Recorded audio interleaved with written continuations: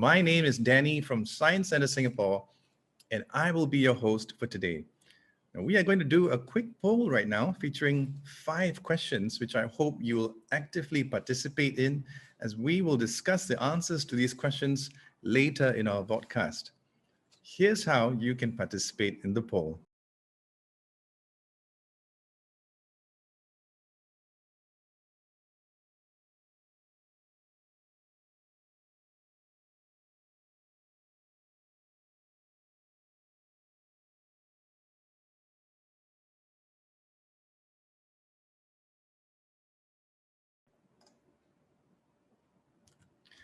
All right, thank you so much for your active participation. I'm sure you're just as eager as me to find out the results of the poll, which will be revealed during our special guest's presentation. Now, this podcast is brought to you exclusively by Science Center Singapore under the umbrella of Untamed events. Now, what is Untamed, you may ask? Well, Untamed was born out of Science Center's ambition to redefine guest experiences amid the pandemic, leveraging a multi-dimensional approach to spark curiosity and self-learning, both on ground and online. Now, part of the Untamed conversations, it's in podcasts like this, where we will converse with very special guests about wild and wacky topics around science, technology, engineering, and math. And also, to celebrate all that is Untamed, we will be giving out attractive prizes worth up to $80 throughout the event. Now, all you need to do is to share your Untamed Challenge experience and hashtag UntamedSG on your social media pages to stand a chance to win these prizes. Now, in today's Untamed conversation, we have 2 very special guests, sports nutritionist Ms. Olivia Wong and national diver Mr. Mark Lee from the Singapore Sport Institute. Hi, Olivia, and hi, Mark. Welcome to our podcast. Now, let me quickly introduce Mark and Olivia before they take over. About Mark first. Mark Lee is a diver and a multiple SEA Games medalist in 2013, 2015, and more recently in 2017, bagging a total of 4 silver medals and 3 bronze medals. In fact, he achieved Singapore's first SEA Games diving medal in 28 years. Now, he has competed at the major international competitions such as Asian Games, Commonwealth Games, World Championships, and many more. Welcome to the podcast, Mark. And now, Ms. Olivia Wong. Ms. Olivia Wong has previously worked as a clinical dietitian at a hospital before completing a medical dietetics degree at Ohio State University. Today, she works as a sports dietitian at Singapore Sport Institute, and she has worked with athletes involved in football, cycling, triathlons, and synchronized swimming. Now, she loves sports like netball, HIIT, and running, and loves to bake. Now, she seems quite an all-rounder. Now, without further ado, I'd like to hand the time over to Miss Olivia Wong, who will be engaging Mark later in her presentation. Over to you, Olivia. Thanks for the kind introduction, Danny. It's my pleasure to talk to all of you about sports nutrition today. Just allow me to share my screen. Okay, can you guys see my screen? Okay. So just a little run through on what I'm going to cover today. There will be a short video that explains the difference between general nutrition and sports nutrition. And then we're going to explore and debunk 5 diet myths. And then we're going to have a question and answer session with our national diver, Mark. And we're going to end off with a list of mobile dietary applications that you can use if you would like to track your food intake and exercise. So we're going to start off with a short video on general nutrition and sports nutrition. Hi everyone. Do you know there's a difference between general nutrition and sports nutrition? Why is an athlete's eating plan different from a non-athlete? First of all, what is nutrition? Nutrition is the process of nourishing the body through food consumption. Nutrients are substances obtained from food that play a crucial role in one's health and development. Do you know that nutrient needs are not the same for everyone? It depends on an individual's physical makeup and his or her nutritional and fitness goals. Nutrition also varies throughout the life stages, and good nutrition is related to safer pregnancy and childbirth, improvements to child and maternal health, stronger immune system, lower risk of non-communicable disease such as cardiovascular disease, and longevity. Now, how is sports nutrition different? The amount, composition, and timing of food intake can have a significant impact on sports performance. Sports nutrition doesn't only promote overall health and wellness, it also involves specific nutritional strategies to support an athlete's training demands and performance goals. To optimize athletic performance, sports nutrition is important to fuel the body for physical activity, facilitate the repair and rebuilding process after hard physical work, prevent injury, optimize immune system, and manage body composition. In summary, general nutrition is the foundation of sports nutrition. It is important for athletes to have a good fundamental nutrition to sustain vital body function, promote growth and development, as well as have a strong immune system to prevent illness and injury. However, sports nutrition do more than just support the body for exercise. It includes specific nutritional strategies to increase the athlete's training capacity and to promote recovery between trainings and competitions. Nutrition strategies depend on the sport, athlete, training demands, and the nature and duration of competition event. There is no one-size-fits-all advice when it comes to sports nutrition.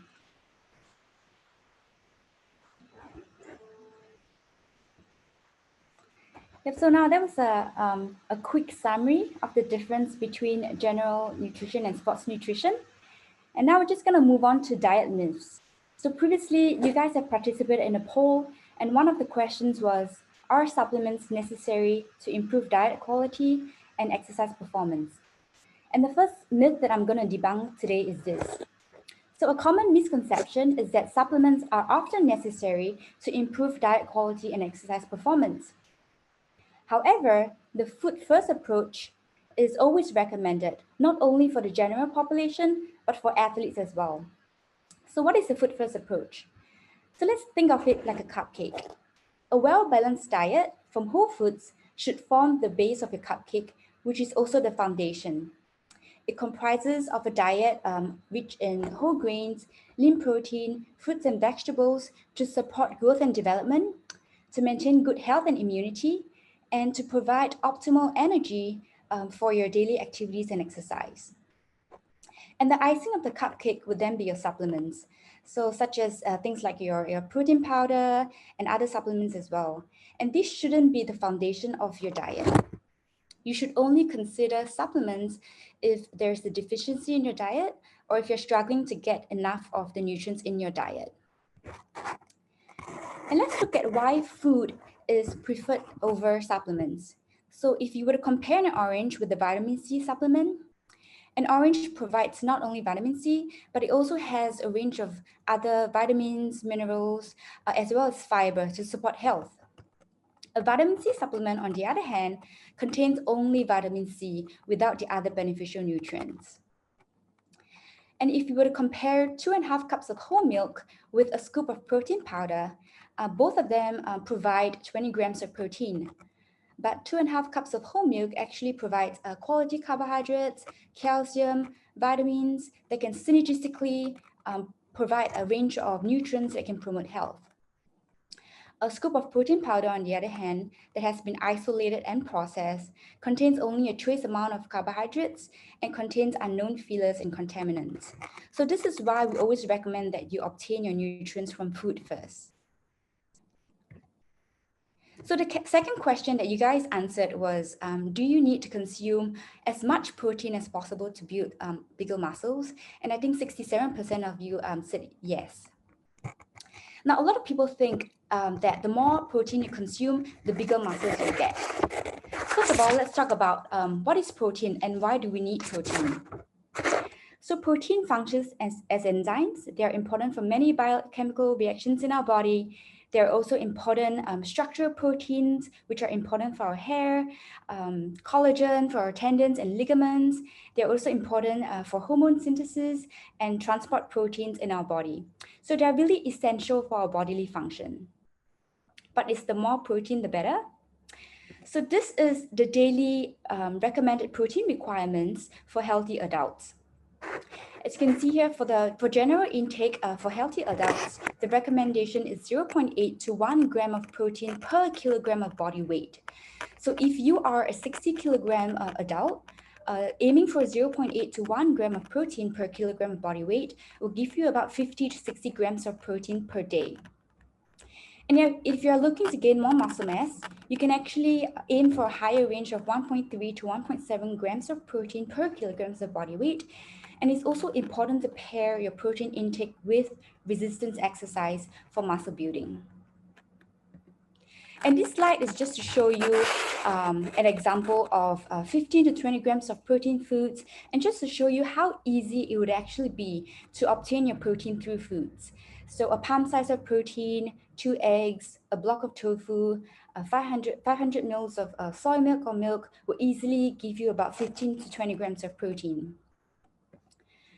And this slide just shows you the spread of protein throughout the day for a 60 kilograms adult. So it's important to divide your protein intake throughout the day instead of eating excessive protein in one meal. And the reason is because your body can't use that large amount of protein all at once. So if you were to skip breakfast and skip lunch, and if you want to eat a large amount of protein at dinner time, 60 to 70 grams of protein at dinner time, some of that protein is actually going to waste because your body just cannot use that large amount of protein. So it's important to spread your protein intake equally throughout the day. And if you were to divide it across 3 to 4 meals, this is how it would look like. So this is just also to show you that you will be able to meet your protein requirements through food. You don't actually need to eat excessive amounts of protein or drink protein shakes, because extra protein beyond what you need is actually extra calories. So this is the third diet myth. Carbohydrates are only needed when you exercise. So over the years, carbohydrates have gotten a very bad reputation, but we all need carbohydrates regardless of whether we exercise or not. And why do we need carbohydrates? This is because carbohydrates are a main source of fuel for our cells, like our brain cells, our central nervous system, and our muscles also depend on a supply of carbohydrates to fuel physical activity. So a dietary pattern that supplies enough carbohydrate prevents the breakdown of proteins for energy needs. So this spares the protein for other important functions that we mentioned earlier. So rather than restrict carbohydrates, it's actually more important to choose the type of carbohydrates that promote health. So like nutritious carbohydrates such as whole grains, wholemeal, fruits and vegetables, are carbohydrates that are highly recommended. Refined carbohydrates, on the other hand, are carbohydrates that actually should be used only when it's necessary. So things like sports drink, it's classified under refined carbohydrates, and you can consider only when it's necessary, and we'll talk about it later. Things like white flour, white rice are also considered refined carbohydrates, despite your sugar quickly compared to things like brown rice or wholemeal bread. And for high-fat refined carbohydrates, things like your donuts, your muffins, your cupcakes, these are carbohydrates that you should limit in your diet and to only consume only when, on special occasions. This is because they are empty calories without the beneficial nutrients. So how much carbohydrates do you actually need? And that really depends on your activity level. So if you are engaging in low intensity level, such as walking or just doing household chores, you can actually just aim for a low range of 3 to 5 grams per kilograms of body weight. But of course, if you're engaging in a more moderate physical activity, such as jogging for an hour or fitness class, aerobic classes for an hour, then you can aim for a higher range of 5 to 7 grams per kilograms of body weight. And of course, if you're doing more high intensity and longer duration exercise, you can aim for even higher range of carbohydrates intake. And this is just an example of carbohydrate spread for a 60 kilograms adult engaging in very low intensity activity. So if you aim for 3 grams of carbohydrates per kilograms of body weight, that will give you about 180 grams of carbohydrates per day. And if you recall, our earlier slide on protein intake, this is how you can actually pair your carbohydrates intake with your protein intake. And vegetables is considered free carbohydrates, meaning it has very little carbohydrates in them. And we always recommend at least half of your plate with vegetables because they are high in vitamins, minerals, antioxidants. And so the Health Promotion Board actually really recommend at least half of your plate with vegetables. Starchy vegetables like sweet potatoes and potatoes, they have slightly higher carbohydrates, and these are carbohydrates that, when you include in your diet, you can cut down on other carbohydrates such as rice or pasta. And fruits, it's also they also have carbohydrates, so the recommendation is actually 2 servings per day. Now, moving on to diet myth number 4 that you guys answered in the poll, which is thirst is a good indicator of fluid needs during exercise.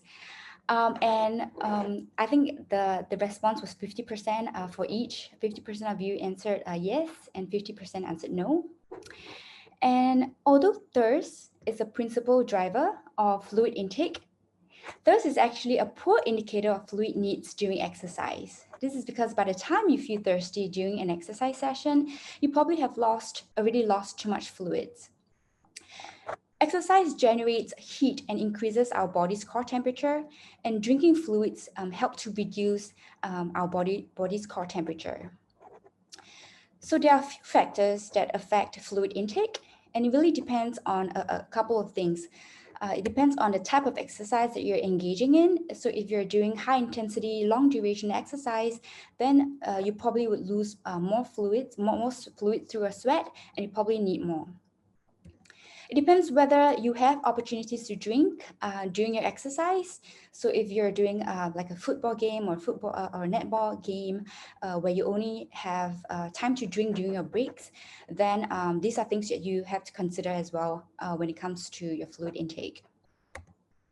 It also depends on the environment you're exercising in. So in a hot environment, typically you would sweat more, and hence fluid loss will also increase. So drinking cold drinks when you're exercising in a hot environment helps to encourage fluid intake. And even if you're exercising in a cold weather, it doesn't mean that your thirst response is still reduced. So you can't rely on thirst for hydration as well. So it's important to also drink when you're exercising in a cold environment. So some tips to stay hydrated would then be to start your day hydrated. Just aim for 500 mils of fluids or water as soon as you wake up. A lot of us, sometimes once we start work, once our day gets busy, we often forget to drink. So it's important to prioritize drinking as soon as we get up in the morning. Another tip would then be to continue drinking even after you exercise. That's because you're still losing fluids in your urine, you're still losing fluids in your sweat. So it's important to continue drinking even after you exercise. Now, the last diet myth is it's sports drink better than water during exercise. And I know the response is quite mixed for this one. So, when we exercise, we lose water and electrolytes through our sweat, such as sodium and potassium. And so for low intensity exercise that is less than an hour, very short in duration, water is actually more than sufficient to meet your fluids intake. But for longer exercise, they are moderate to high intensity or lasting more than an hour, or if you're exercising under the hot sun, sports drink can actually provide electrolytes like sodium and potassium to replenish the losses in your sweat. They also provide carbohydrates that can help to fuel your exercise.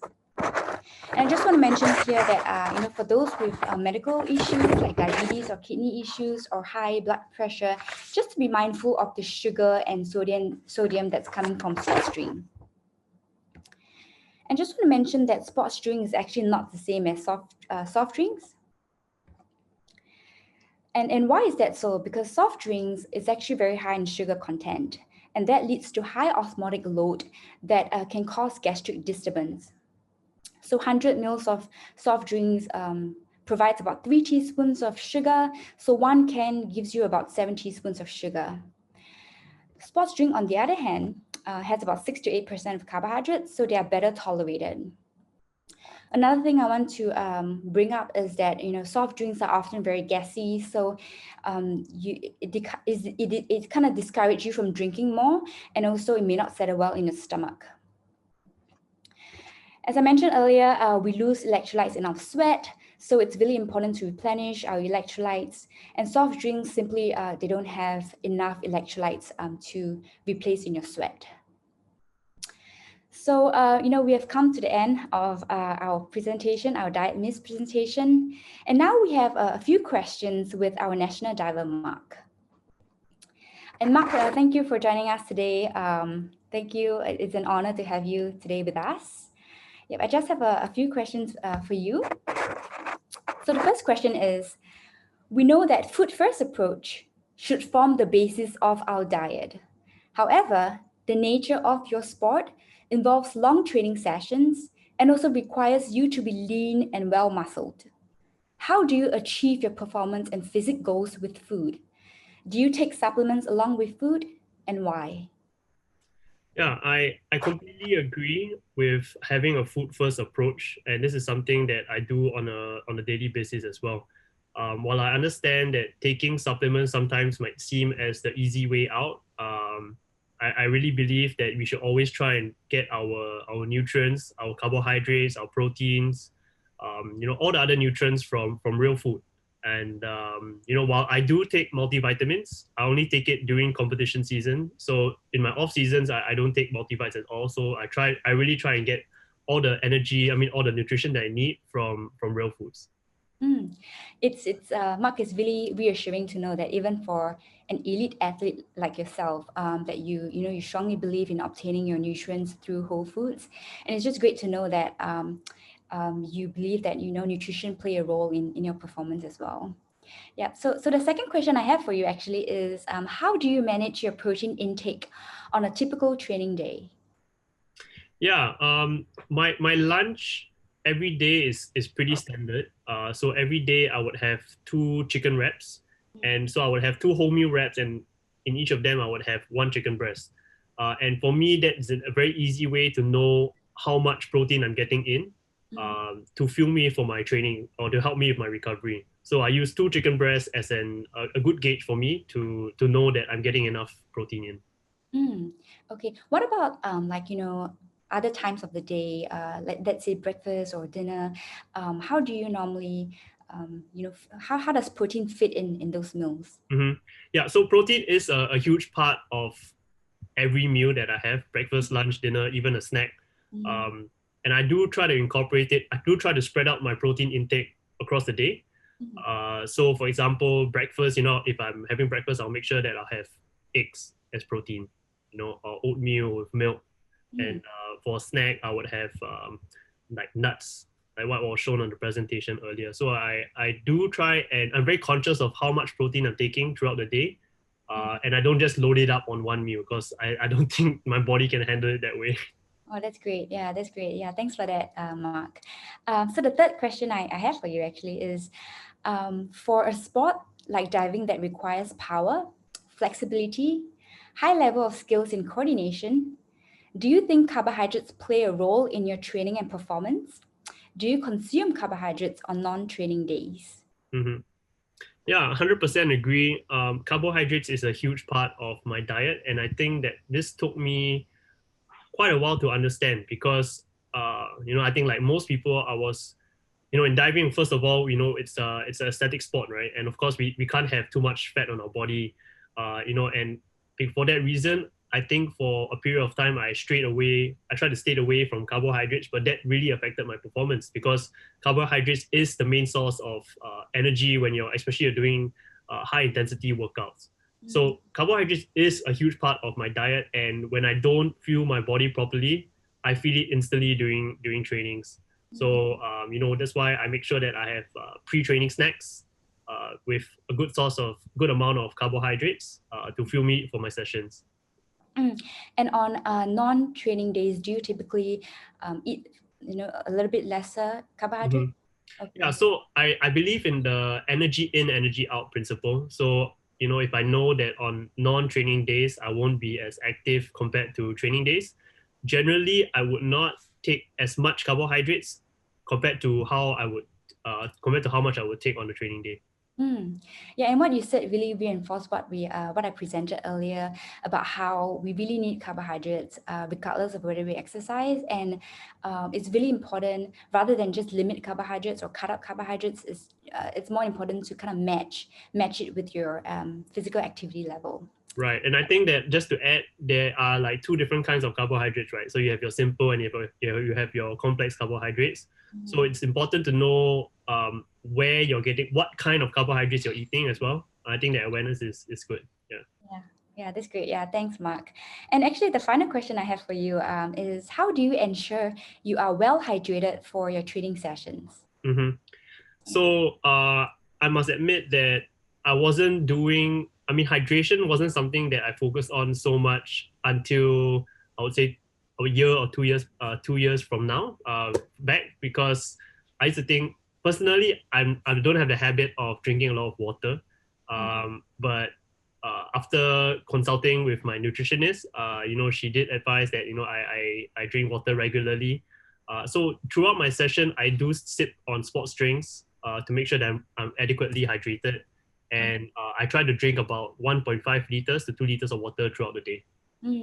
Yeah, so you're making sure that you're hydrated as well as replenishing some of the electrolytes as well that you lose during training. Yeah, that's great. Yeah, that's all I have for you actually, Mark. Thank you so much for joining us today. It's really a privilege to have you with us today. No problem. Good to be here. Thanks, appreciate it. Yep. So I actually just have one last slide to end off the presentation. Let me see if I can share my screen again. Okay. Yep, so to end off my talk, here is actually a list of mobile dietary applications that I've actually shortlisted. So on your left, you see 4 mobile dietary applications: Nutritionist Buddy, Lose It, Fat Secret, and MyFitnessPal, that you can actually consider if you like to track your food intake and exercise activity. So these applications are shortlisted because they're relatively easy to use, and they also contain local food database that makes it really easy for you to log your food intake if you like to use it. So this is just a quick summary of the features of different mobile dietary applications for your consideration. So thank you, that's all I have. Do you guys have any questions?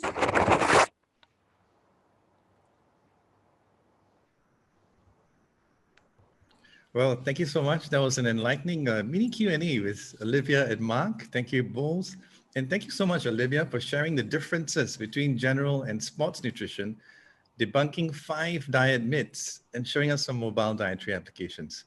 Now, like you, I think I'm also quite excited for the next segment, which involves questions from the general public. So let's dive right into this portion.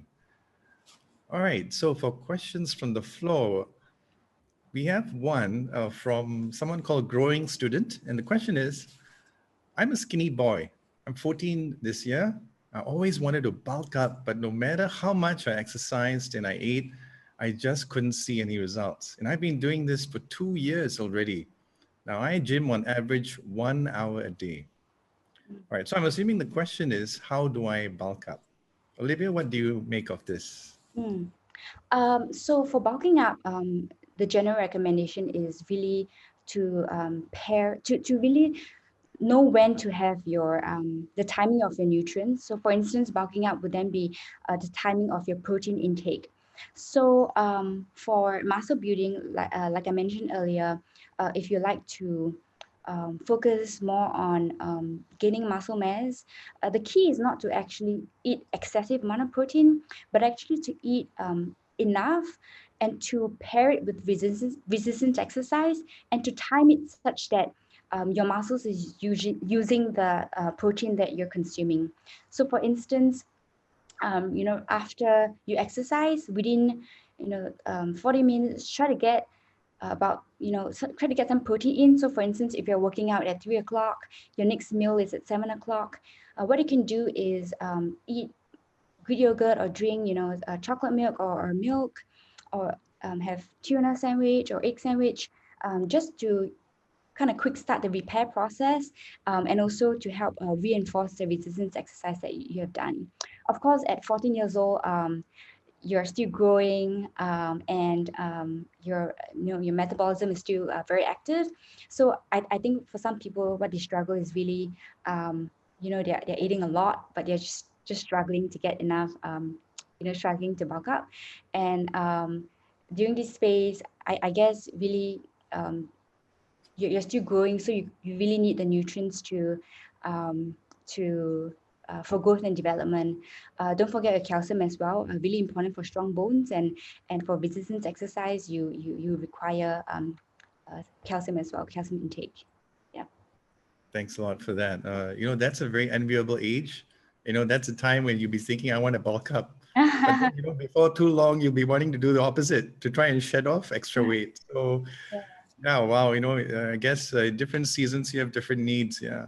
But thanks so much. I think that would help a lot, I think, from what you shared. Yeah. So I hope that helps growing student answer your question.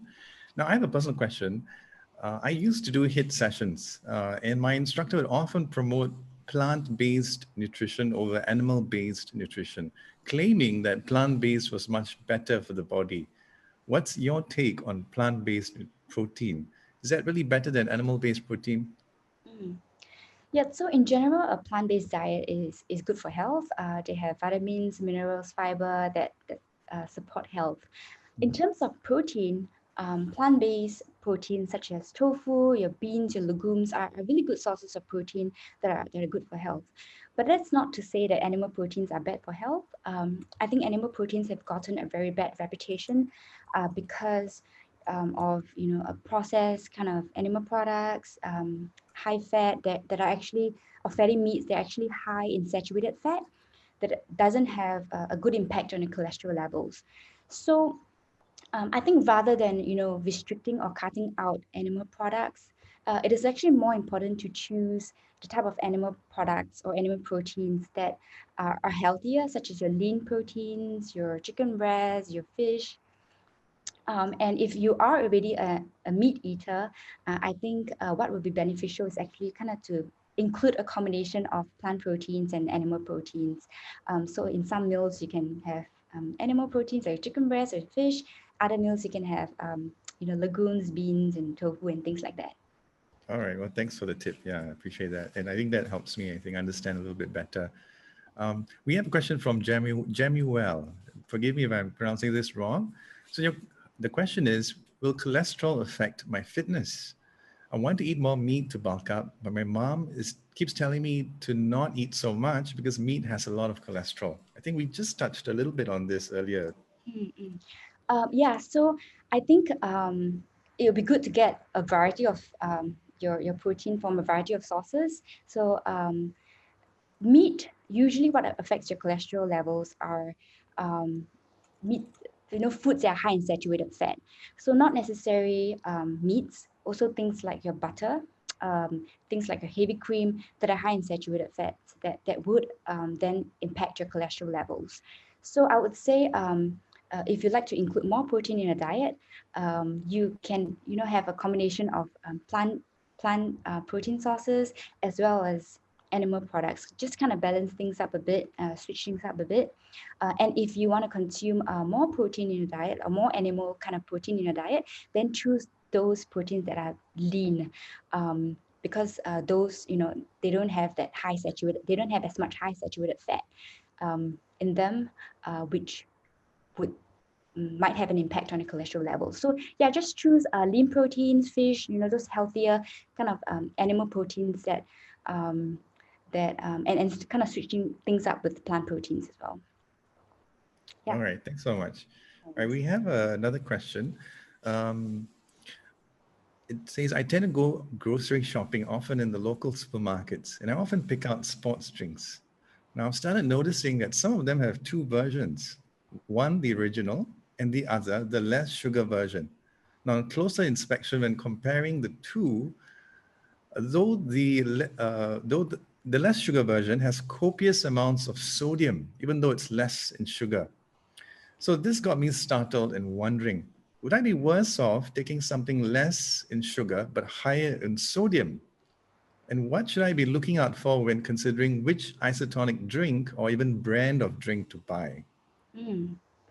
Yep. So I think again, it depends on the duration and intensity of your sport. It depends on what kind of sport you're doing. If you are engaging in low intensity kind of sport, and that involves a very long duration. So, for example, a sport like archery or shooting, that actually involves a long duration, but it's actually a sport that's very low intensity.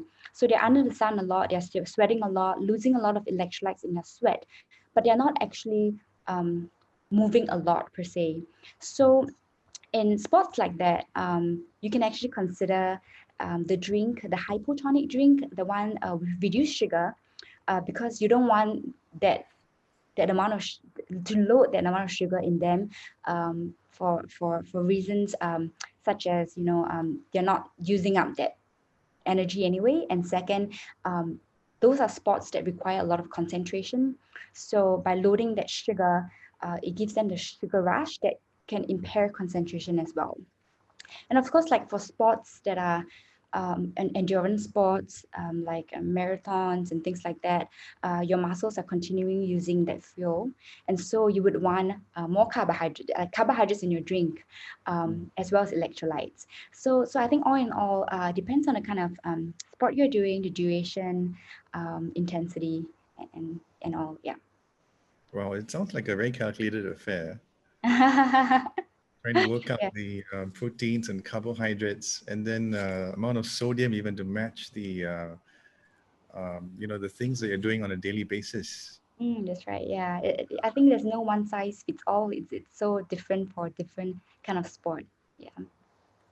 So I'm assuming that Mark is actually one of you're Mark's nutritionist. Actually, no. Oh, okay. Yeah, no, yeah. Okay. Well, he definitely seems to have picked it up very well, and he's applying it very well. So I'm very happy for His Mark. his dietitian has done a good job for him. Yes, I can Yeah. see. Yeah, I can hear. Yeah. Yeah. And thank you too for all the wonderful insights. Now, with that final exchange, I want to thank you, Olivia Wong, and National Diver Mark Lee from the Singapore Sport Institute, who really distilled the topic of food nutrition into such very palatable bites of information. So thank you, Ms. Olivia, and thank you, Mr. Mark. And thank you to our dear audience for tuning in. And remember the hashtag UntamedSG in your social media posts. Names of all the lucky winners will be posted on our Untamed Facebook page, so keep a lookout for that.